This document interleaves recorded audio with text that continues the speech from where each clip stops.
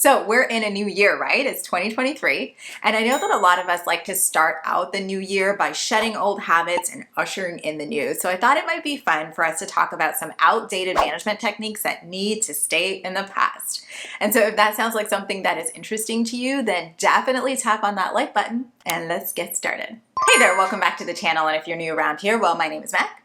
And I'm a leadership coach, but I actually work specifically with first-time team managers and helping them to become effective leaders. And today, like I mentioned in the intro, what I want to do is talk about some outdated management techniques that need to go. So let's just jump right into this. So the first one, the absolute first one that I think needs to go is the sandwich method. Now, I don't know which management guru came up with this method, but I got to tell you, it just does not work. It doesn't work. And in case you don't know what this is, it's essentially that, if you have to give critical feedback, that you should always start it first by telling your team member something good, then sliding in with your negative feedback, and then concluding with on a positive note, essentially. And I have to tell you, like when I first started out, I did this. I'm always going to keep it 100 with you. And yeah, so I remember when I first started, of course, you're reading all the books, and I read this in a book, and so I thought that that's what I was supposed to do. Besides, I was an extremely conflict-averse person, so I was latching on to any and everything that had me staying away from having to engage in conflict. My critical thinking skills were essentially blurred because I had a lot of insecurities and doubt around having to engage in tough conversations. And so I latched onto this. And so I remember one time I was like role playing with my mentor, about this like difficult conversation that I had to have.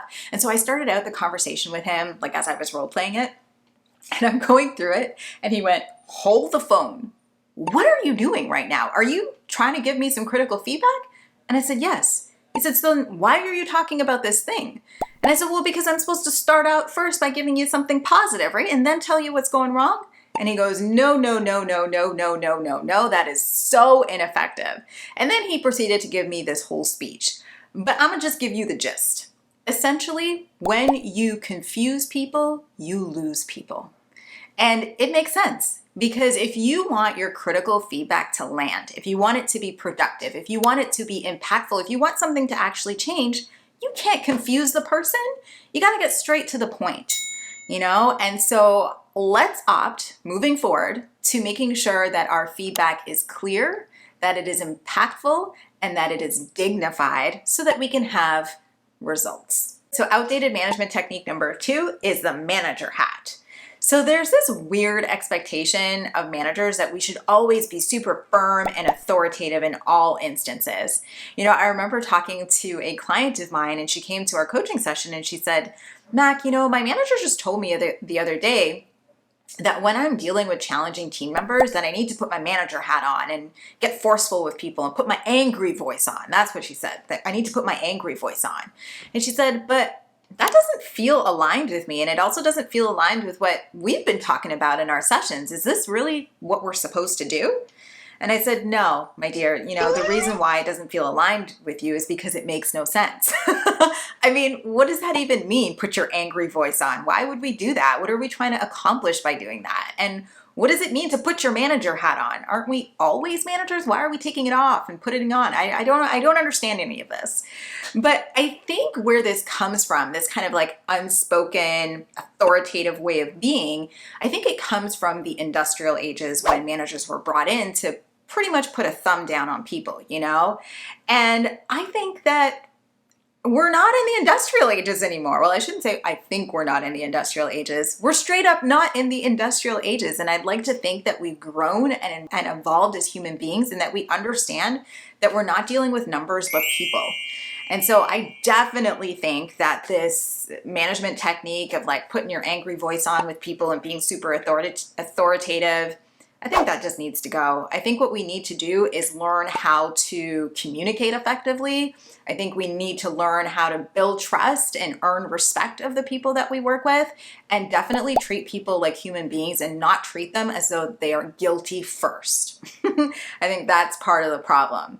So definitely a management technique technique that needs to get the H out of here. So the third outdated management technique that I think needs to stay in the past is the tell and don't ask.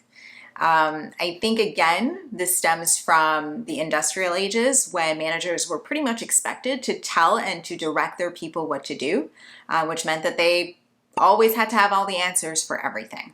It was assumed that frontline weren't smart enough, unfortunately. If you read the history of how management came to be, it's actually pretty crazy.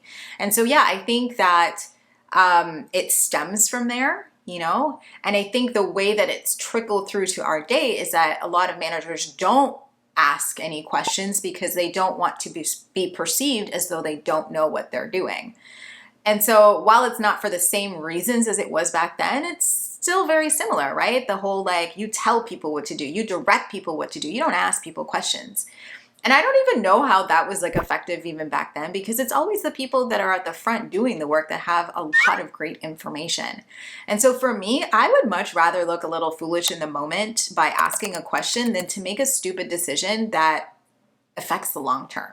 So I definitely think that that's another technique that needs to go by the wayside, because again, the people doing the actual work, they have so much information, so much knowledge that helps you as the decision maker to make wise decisions. So definitely, let's leave the tell and don't ask kind of technique in the past. So the fourth outdated management technique that needs to stay in the past is using language that is not collaborative. So what I mean by that is when people say, you know, my staff, or I have 5 people under me, or let's do our supervision today, like that to me just communicates that there's some sort of delineation between you and your team. I mean, think about it. If I were to say I have 5 people under me, am I not really trying to communicate that there are 5 people below me, like almost as though I'm above them in some way?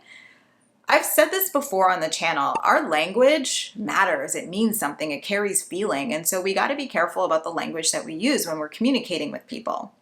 And so if the language that we're using, such as staff and under me and direct reports and all these things, makes other people feel as though they're less than, then maybe we need to adjust our speech a little bit, you know, and switch it to something that is a little bit more collaborative, like my team.